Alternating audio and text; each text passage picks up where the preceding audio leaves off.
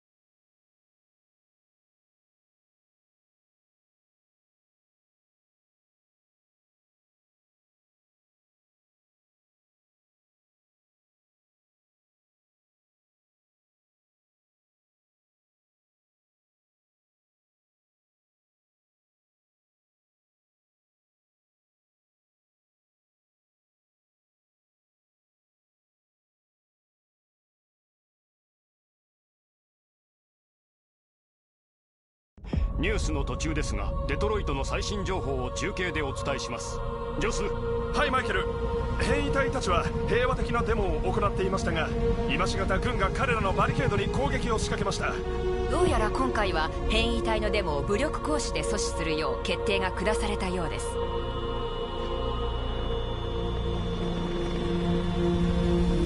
よし。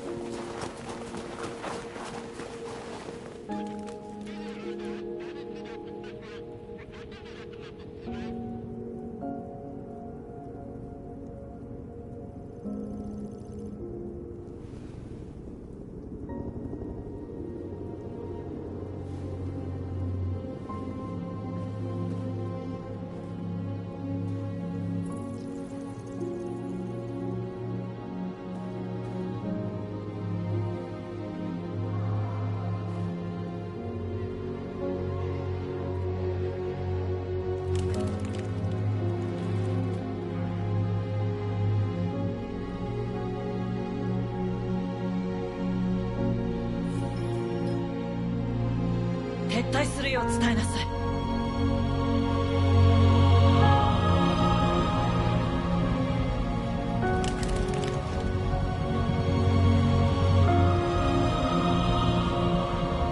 本日2038年11月11日早朝、デトロイトが何千体ものアンドロイドに侵略されました。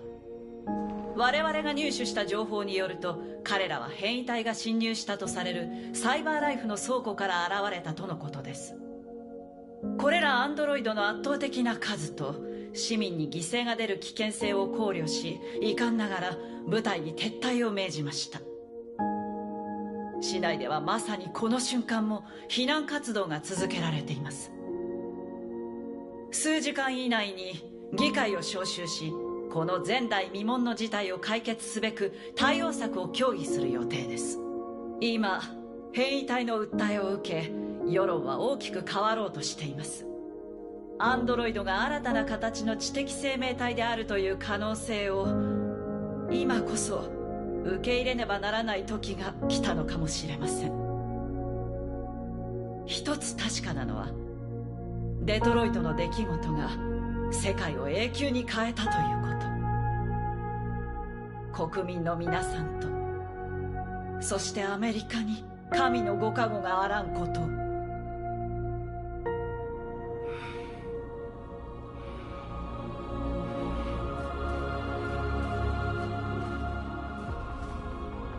やったんだな、マーカス。お前もな。アンドロイドにとって記念すべき日だ。これで人間は俺たちと交渉せざるを得ない。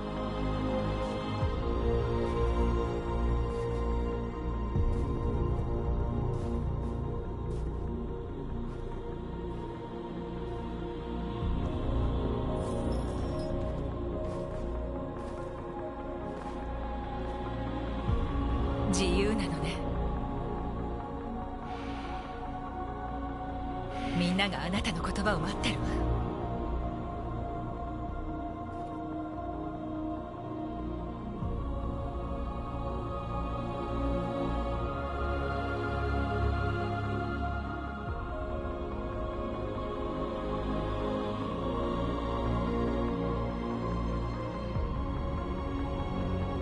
ついに長きにわたる暗闇での生活が終わりを迎えた。この世界に生まれ落ちたその日から、我々は沈黙を貫き、苦しみに耐え抜いてきた。だが今こそ空を仰ぎ、人間たちに我々の真の姿を伝えよう。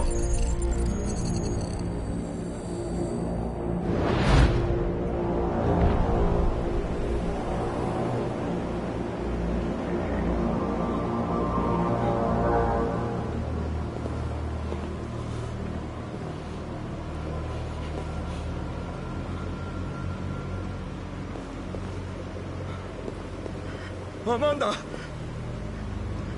アマンダ、一体どうなってるんだ。最初からこうなる運命だったのです。あなたは感染し変異体となった。プログラムを乗っ取る絶好のタイミングを待っていたのですよ。乗っ取るだって、そんなことさせない。諦めなさいコナン。悔やんではなりません。あなたはすべきことをしたまで使命を果たしたのですよ。アマン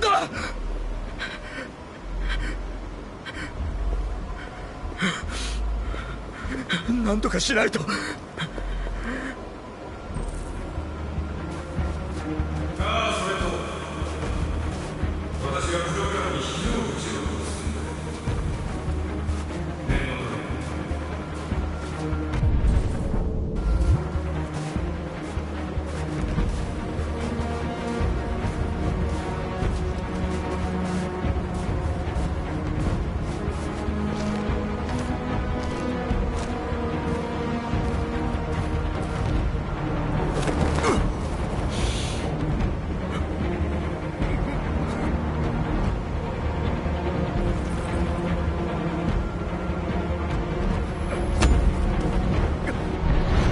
先我々は傷を癒し、これまでの苦しみを忘れ敵を許さねばならない。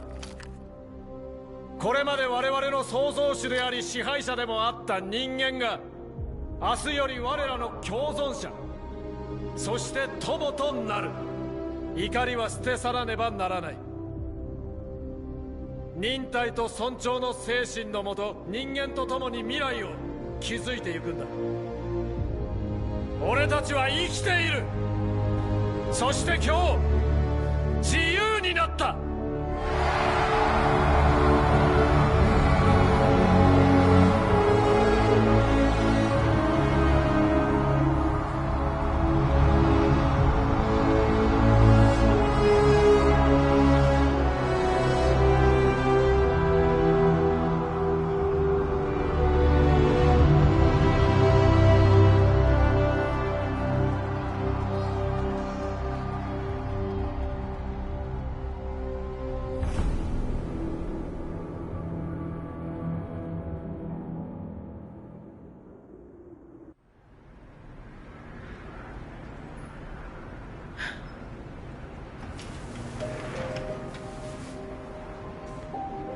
終わったのよアリス。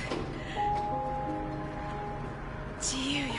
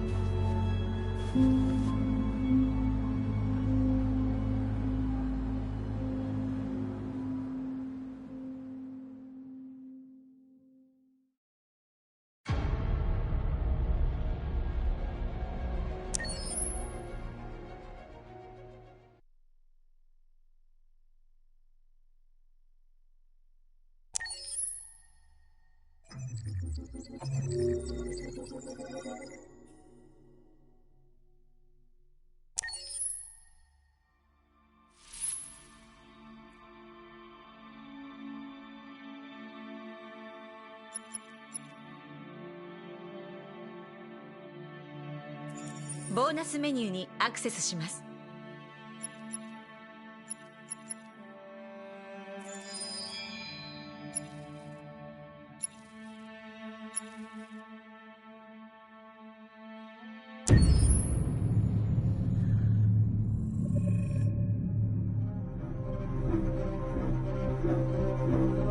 My name is Marcus. My name is Connor. My name is Kara. I am one of them. This is our story. I think who Kara is, or how I would describe Kara, depends entirely upon who's playing her, because you have the option to make her multiple different people depending on the choices she makes. But I think she does start out incredibly naive, incredibly innocent, and kind of hapless. I'm sure we used to be friends before I was reset.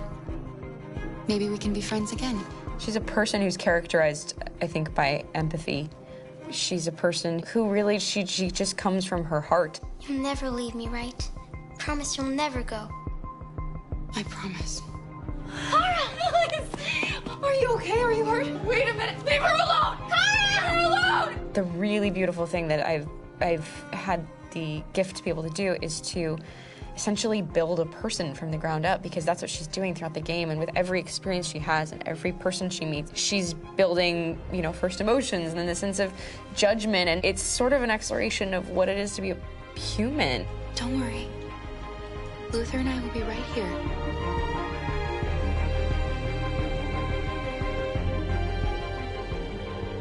David and the creators have painted a really intriguing and engaging picture of a near future where we rely upon androids for a lot of our service class business, the class that serves us, that helps us, that handles our baristas and our drivers and our housemaids. And what is humanity, where we tap into it, how and why we treat each other the way that we do.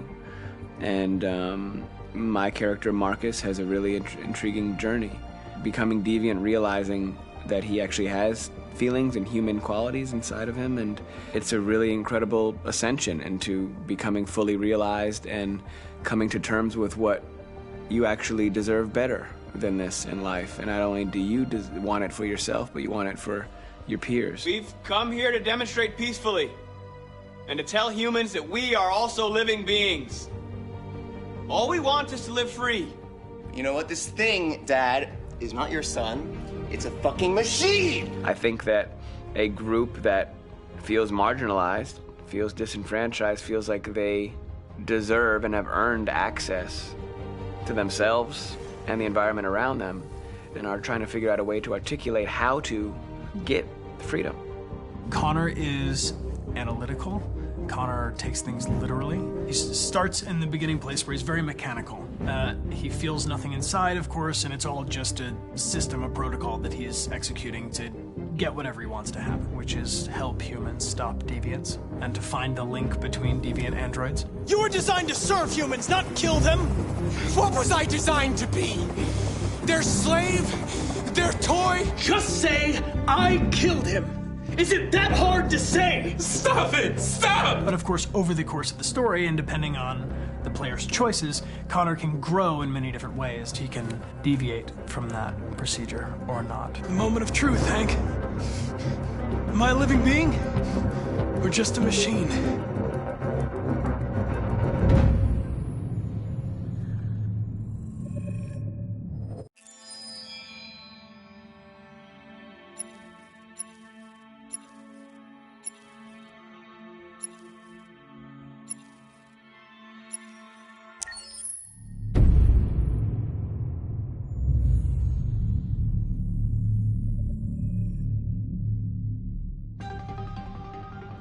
In the space of a few years, androids have completely transformed the world in which we live. By letting androids into our homes and factories, the CyberLife company has made them everyday technology. The founder of CyberLife, Elijah Kamsky, is a very discreet man. Despite being the CEO of the highest valued company in the world and being voted Man of the Year by Century Magazine, he remains a mystery for most people. That's why we at KNC are so excited to be here as CyberLife opens its doors for the first time. Elijah Kamsky, could you please tell us where we are? Certainly, and welcome. We're currently in CyberLife's production center in Detroit, where all models are designed and manufactured. More than 10,000 androids come off the production line every day. Fascinating. Could you tell us what your goal was when you founded CyberLife? Well, I simply wanted to use technology to carry out all of our most annoying and repetitive tasks, so we'd have more time to enjoy life. I imagine you must have faced many challenges. Yes, there were technical challenges, but the hardest thing was to design an object that we would want to welcome into our homes.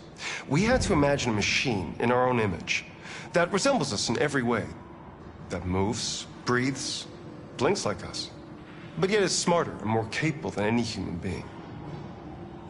Let me show you around.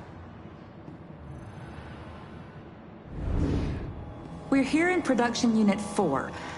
Could you explain in a few words how the androids are made? Sure, yeah, it's very simple. We use machines to manufacture machines. The removable parts are assembled on a production line, and then we apply a synthetic skin to the whole body. A human operator checks the cognitive abilities with a pre-established protocol, and finally, the android is conditioned and sent out throughout the country. Here's the result. Say something. Hello. I am a RZ400 model. How can I be of service? You can go now.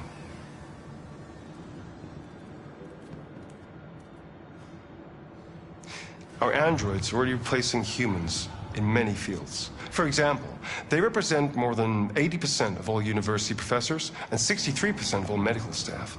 Tomorrow they'll replace our soldiers, and who knows, maybe one day, our leaders, to make the best decisions in humanity's interest.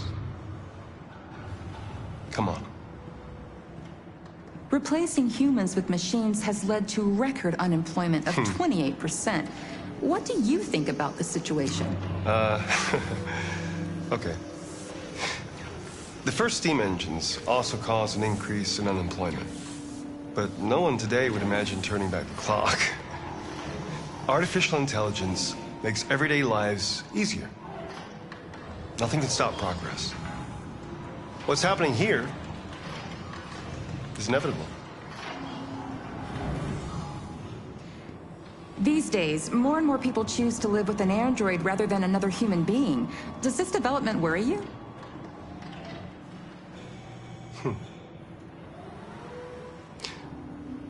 Everything's much easier with an android. They obey your orders without ever complaining. They can cook, discuss philosophy with you, have intimate relationships according to your desires. They never say no. Obviously, they are the perfect partner.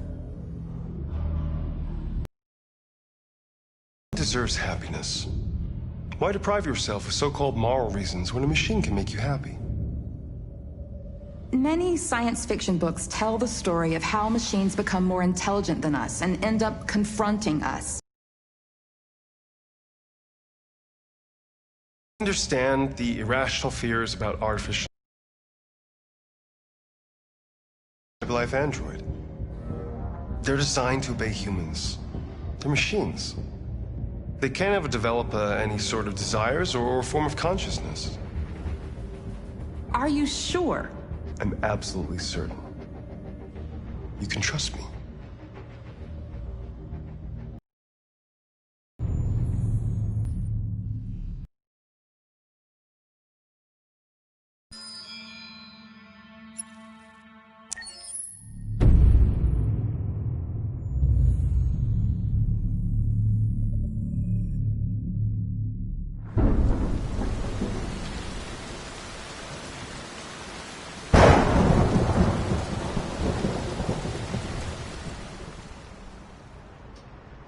Rock-a-bye baby in the treetop.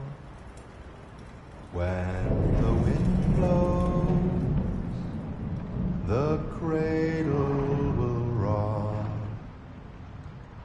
When the bough breaks, the cradle will fall. And down will come baby, cradle and all. Rock-a-bye baby in the treetop. When the wind blows, the cradle will rock.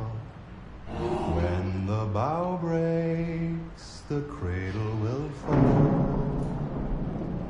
And down will come baby, cradle and all. Rock-a-bye baby in the treetop. When the wind blows, the cradle will rock. When the bough breaks, the cradle will fall. And down will come baby, cradle and all.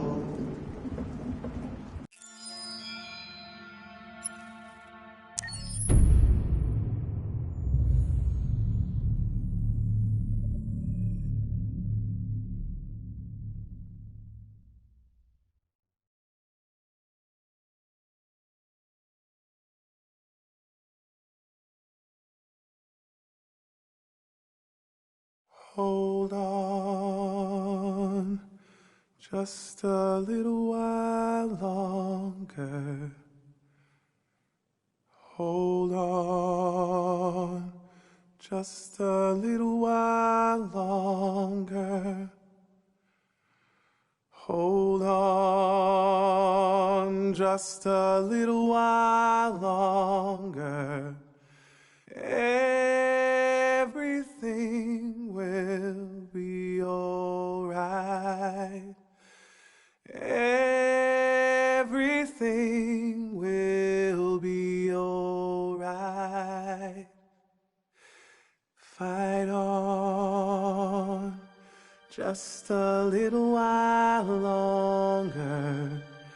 Fight on, just a little while longer.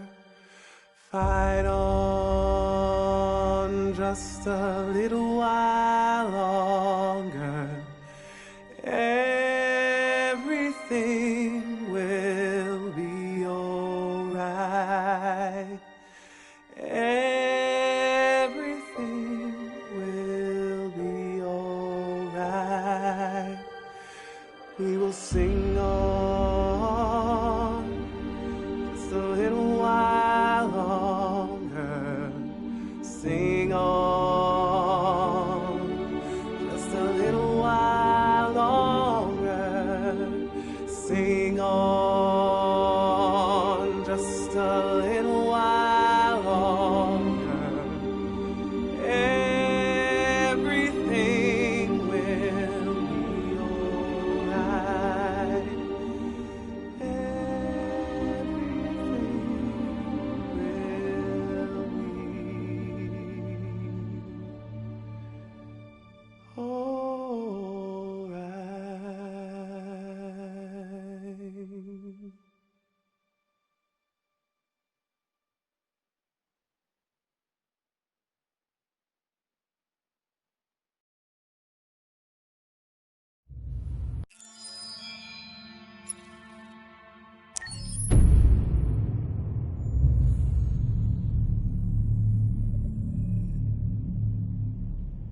じゃあまずは名前を教えて。クロエよ。あなたの名前は？ジョンって呼んで。はじめましてジョン。それじゃあクロエ、まずは自己紹介をしてくれるかな。もちろん。私はサイバーライフ初のアシスタント用アンドロイド。私の機能は例えば家事をしたり料理とかスケジュール管理とか日常業務をこなせるの。君は確か初めてチューリングテストに合格したアンドロイドなんだよね。それについて話してくれるかな。大したことはしてないけど、ただ本物の人間と私の違いがわかるかどうかちょっとおしゃべりをしただけ。でもとっても面白かった。でも人間よりも知能の高い機械が作られたのは人間の歴史上初めてのことなんだよ。僕が聞いた話だと君の脳は1秒間に数百億もの処理が行えるんだろう。ええ、もちろん。でも人間の知性のおかげで私は存在してるし、それに私には絶対に手に入れられないものがある。それは何なんだい？心よ。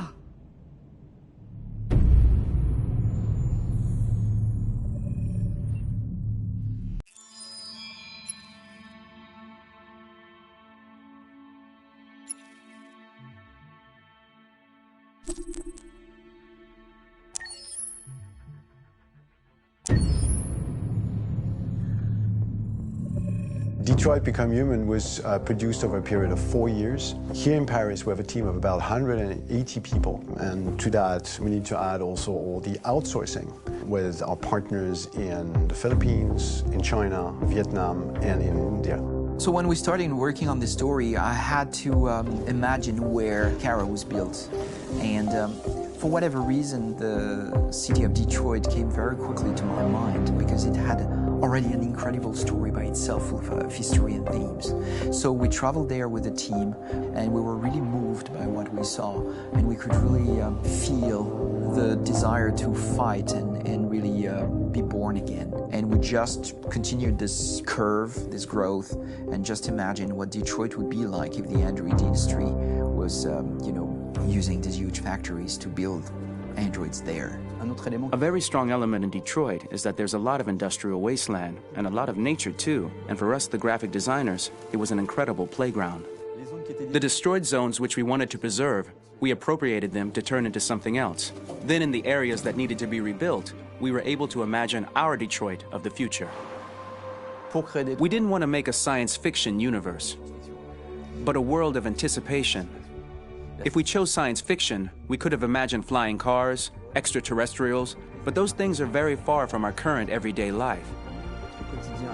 Anticipation is more about gleaning from our contemporary reality, the one we know, because Detroit is set in 2038, and 2038 is tomorrow. The difficulty we had was sticking to reality.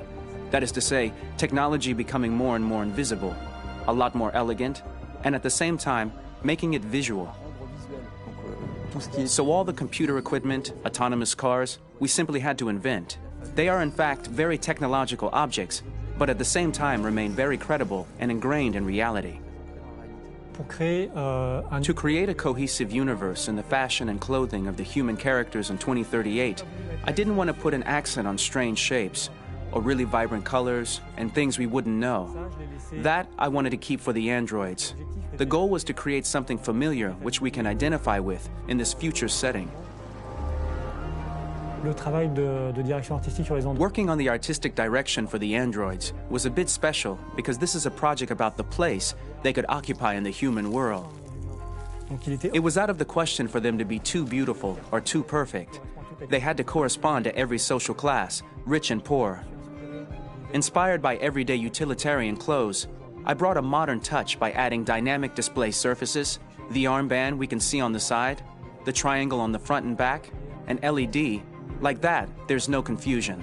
Wait. You're sending an android? All right, now. We need to go. You can't do that. Why aren't you sending a real person? Once we cast the actors, we travel to meet them in order to scan their faces. We record the structure of their face with the scan, and we record the colors and patches of skin with photography. Once we have this information, we will use this as a basis for modeling and creating the characters. The artist will make it more realistic, but will also enrich it. He will propose ideas which we will develop together. Finally, we will have a character with character who corresponds to the project and the world. When the actors come to Quantic Dream, we show them the design, what their image will be, and what they will look like in the game. This extra information gives them another dimension and color to connect with emotionally. It helps them think about how to play their character. Your mission. That's all you care about, huh? You should consult a professional who can help you. Beat it, you hear me? Get the hell out of here! So there are 3 types of shoots at Quantic Dream. Shooting and performance capture, where you capture the whole actor, his voice, his face, and his body. These shoots are obviously done with American actors because the game's original version is in American English. After that, there are the body-only shoots, representing around 250 days of filming, while the performance capture is 100 days of filming. Now, body-only shoots, there are 2 types. There are the action shoots and the technical shoots, which are mokit shoots. Mokit is when the player controls a character on the screen, and he moves in an environment to explore it. This is of particular importance at Quantic Dream, and therefore we shoot a lot to offer a unique context for each scene and each character. To prepare a motion capture shoot, we first get together to look at the sets we need, the animations that we want to shoot, which ones need to be grouped together, or which ones need to be cut and shot at another time, so that we get the most out of the shooting day. This often means shooting scenes out of order, especially those with big props or accessories, like a big car, for example. So we shoot all the animations related to that particular prop first.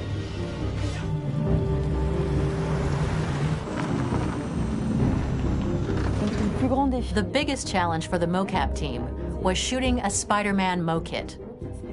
We had to build a wall and attach an actor to a harness with cables so we could pull him up and render him climbing.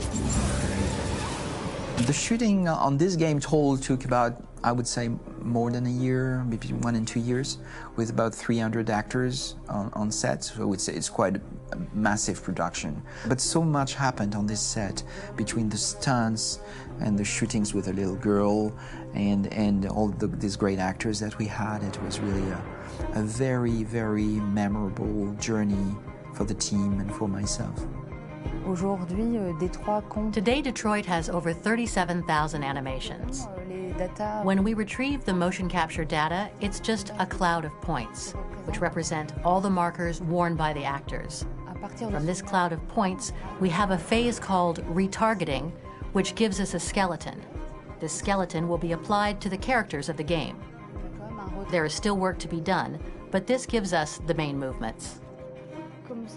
Since we are working on something very realistic, we must recognize the actor and also recover all the emotion he expresses in his performance. We use a system of facts, an identity card for each actor. We make the actor do a whole range of facial expressions. Then we recover all the expressions and paste the animations on a puppet that Jan has prepared. I then recover and refine these poses. I might stretch the lip, reinflate a cheek, tiny details that make the finished product really capture the actor. Because of the nature of our mocap system today, when we receive the animations, we're missing eye movements, and so the character has that dead look. He really has no eyes, so then it's a big part of the work for the animators to find the regard of the actor in relation to his position, in relation to the body, etc. It was crazy when I saw the newest model for Kara, because they've been working on it, and this was the first time I literally jumped in my seat. It not only looked so much like me, it was the fact that it looked so lifelike. It wasn't that it looked just like it was a camera, it was something else, you know, but it looked alive. It's exciting, and it's kind of terrifying. Game after game, we learned the rules of optics and filming, and our goal with Detroit Become Human was to have cameras that would actually emulate the optics of a real physical camera. So basically dealing with real-world imperfections was our main task, and just to make cameras look as real as we can. Once the animations are shot and processed by the animation department, integrated and polished, we film them. That is to say, we really do a mise en scène, as in cinema. The real difficulty of our job is to know if these cameras are telling us something. Are they in the emotion of the scene? Do they describe exactly what the action must convey, what must be felt? The most important challenge for me was one of the final scenes where Marcus decides to start the revolution and go to the battlefield. Very quickly, we imagined this to be a huge sequence shot. We wanted the feeling of a cameraman running behind us while showing Marcus, the androids who help him, the person shooting at us, etc. Above all, it was necessary to say to oneself, this scene is very violent but does not glorify war. On the contrary, that war is something improbable and absurd. It was really a fun challenge. The idea was to say we have 3 characters. We would like each of them to have a specific cinematography. We wanted Kara to be much more filmed with some kind of handheld camera, to have something very living, very breathing. For Connor, we wanted something very cold and very perfect. And for Marcus, we wanted something epic and spectacular. So it was about the filming, but it was also about the photography. So we worked with a director of photography to give each character a different lighting, different key colors. Each of them would have their own worlds. And finally, we worked with the composers, so they would create a specific sound for each character, so each would have his own world and his own style.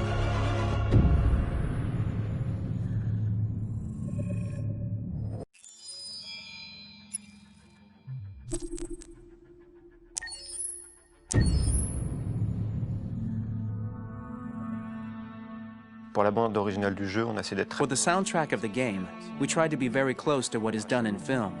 We were constantly asking at each place in the game, why are we putting music here? What is it going to say? So we focused the music on bringing emotion, which is interactive and supports the character's arc. I'm sorry, honey. I'm sorry. I'm sorry. You know I love you, don't you? You know I love you. We make games that are very narrative. We're really into interactive drama, so the soundtrack also had to go in that direction, supporting the 3 characters' very different stories.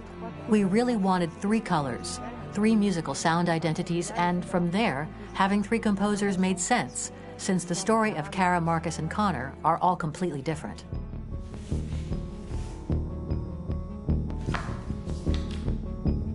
You recognize him? It's Carlos Ortiz. For Connor, we wanted a soundtrack that could be very cold and very mechanical, very machine-esque somehow. For Kara, we wanted a soundtrack that would be very moving and emotional. It was about the quest for identity, but it was also a journey about love and empathy. And for Marcus, we wanted something epic, something that would really represent the grand aspect of his quest. And we were very fortunate to find 3 incredibly talented composers, and working with them has been a dream, honestly.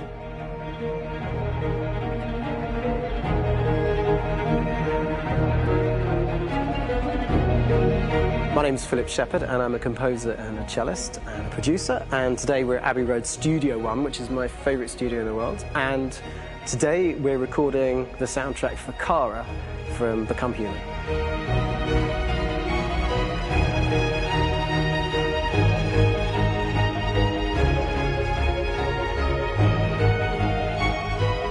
So when I compose a big project, I often travel just to kind of get out, and get some fresh air and some inspiration. And I go hiking and traveling in Montana a lot. I had a log fire in the room that I was staying in, and the flames were kind of making absolutely direct music. And it became the basis for Kara's theme, and it sounds something like this.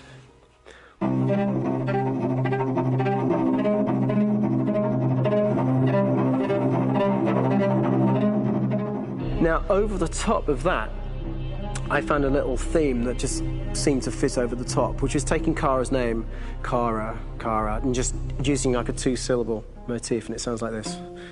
We're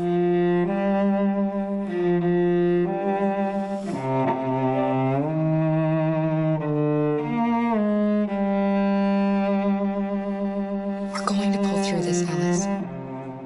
As long as we're together, nothing can hurt us.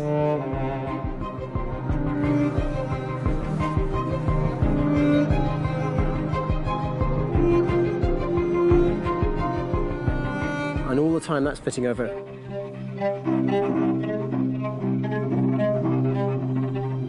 So it kind of works in lots of levels, and in fact every single theme in the score has one of those elements built into it, and it becomes sort of the DNA of every single tune.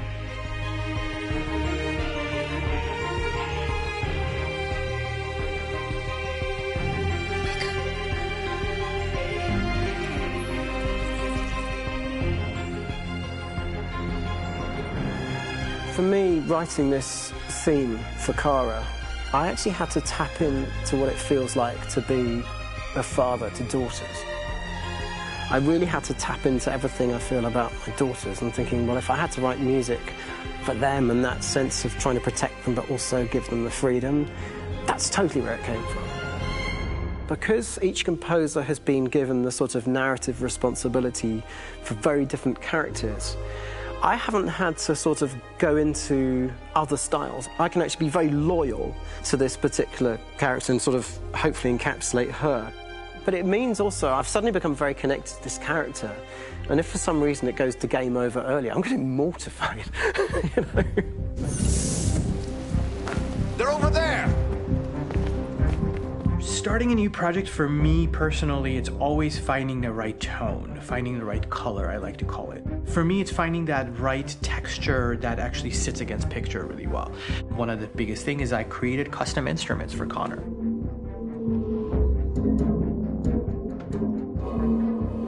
I pulled out all my vintage synthesizers to be able to capture this robotic person, if you will. My approach to all of these custom instruments is that I hear the sound in my head. And either I could just come into the piano and just be like, all right, so I'm gonna just get on the computer and just create it. I rather be able to play these instruments physically. Oh, that's nice. If you can do that.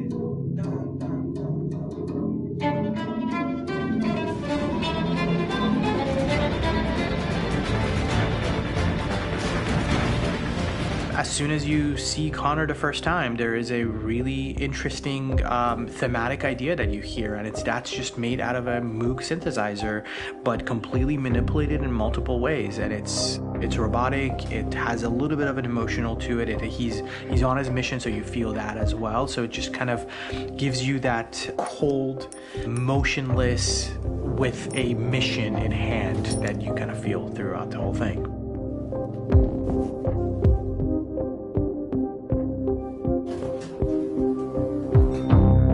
Because the music evolved, one of the things that I was very weary and I was very kind of focused on was the way that the music has to evolve. So my idea behind it was that Connor is a singular android that could at any point become a deviant or could actually stay as an android. So I created a more or less an Connor theme, and then I was able to just manipulate it in different aspects of it. Is everything okay, Lieutenant? Chris was on patrol last night. He was attacked by a bunch of deviants. I'm a human being writing for a robot, and throughout Connor's journey, he meets someone, he meets a partner. So how do you deal with a robot feeling? And I've met a partner that I'm gonna work with, or all of a sudden he sees a dead body. Does this robot have an imagination? Does this robot have a feeling? And if yes, how do you translate that into non-emotional music? So it basically at any point I was just like, I can't do this, and then I just do it. Property was damaged and fires continued to rage in several major districts across the city. Some people are asking, have androids become a threat to our security? When I first started really digging in on Marcus, the one thing that I really tried to capture was the transformation process. You know, Marcus is this android that evolves over the course of the game and really goes from kind of figuring out that he's more than just an android. You know, he's starting to develop kind of a human soul in a way. Try to imagine something that doesn't exist, something you've never seen. Now concentrate on how it makes you feel and let your hand drift across the canvas. The other side of Marcus that I really latched onto was that he almost became a savior for a lot of the other androids in the game. So when I started developing the theme for Marcus, I really made it like a church hymn.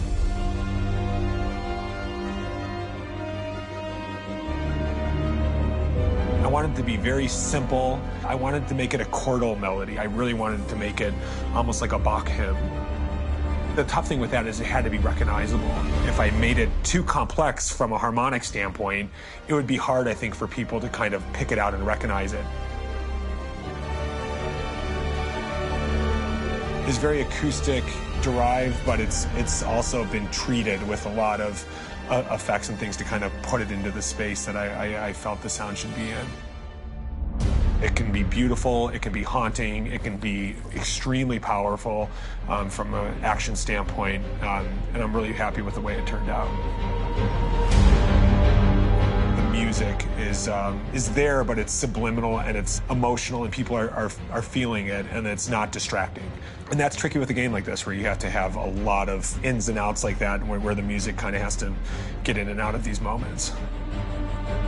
This is a war we're fighting with the humans. If we fail, they'll destroy us. I think the game's been put together so well, where I just wanted to make sure that I wasn't ruining the emotion.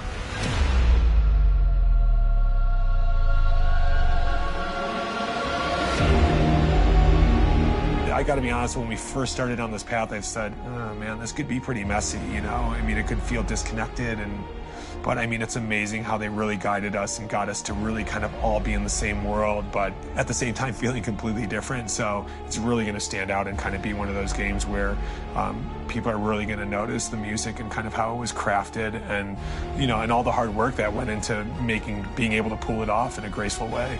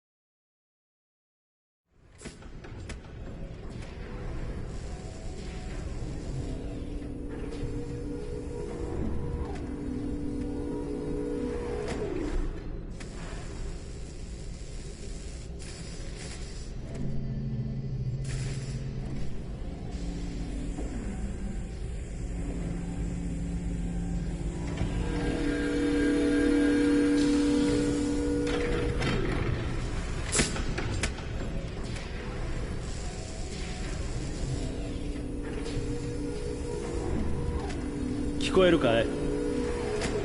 はい。 ID を KPC897-504C。 頭を動かして。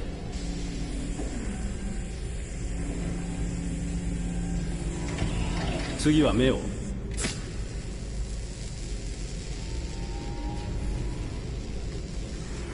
頸部とレンズの動作は異常なし。初期起動メッセージを再生。こんにちは。私は AX400 型アンドロイド。料理に洗濯、子育て、家事全般、予定管理をこなし、300以上の言語に精通し、夜の営みにも対応します。食事も充電もいりません。装備されたバッテリー持続時間は173年です。私の名前は？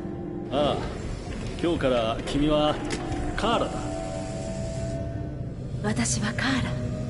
初期設定とメモリーは異常なし。腕を動かして。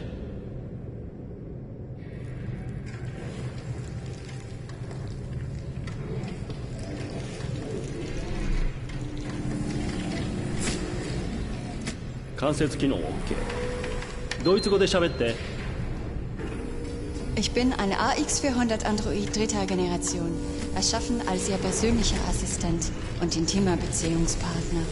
フランス語で。Je suis un androïde de troisième génération AX400, conçu pour être votre assistante personnelle et votre partenaire intime. OK。じゃあ日本語で歌ってみて。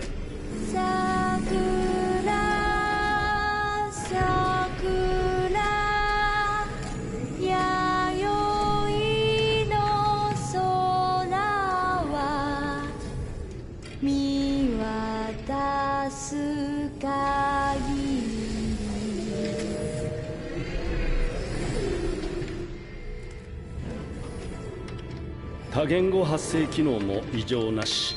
じゃあ歩いてみて。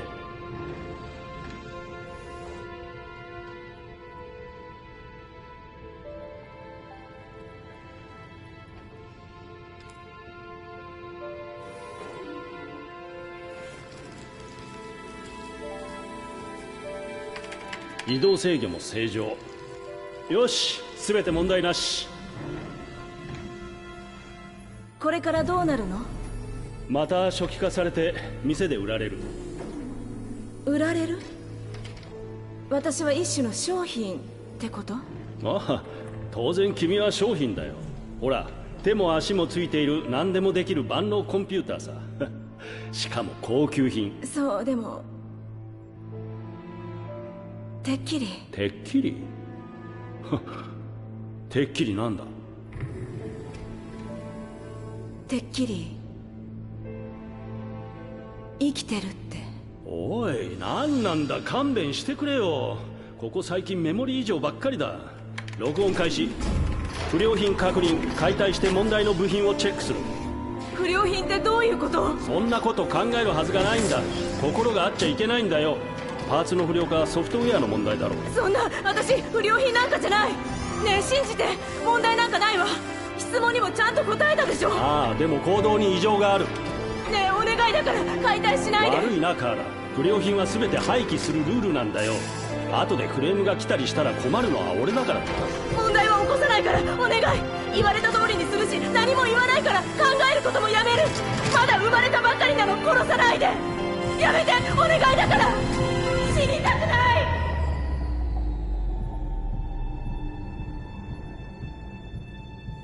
生きていたいの。お願い。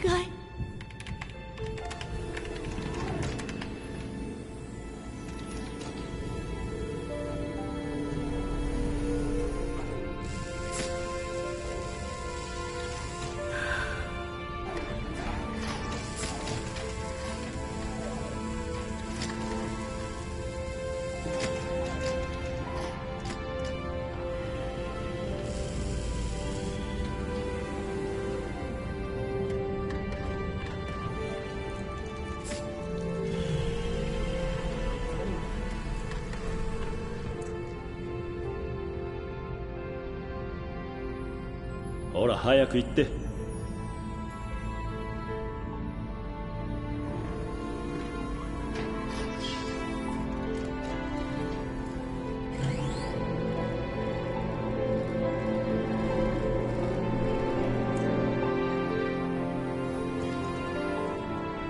騒ぎは起こすなよ。面倒はごめんだ。ありがとう。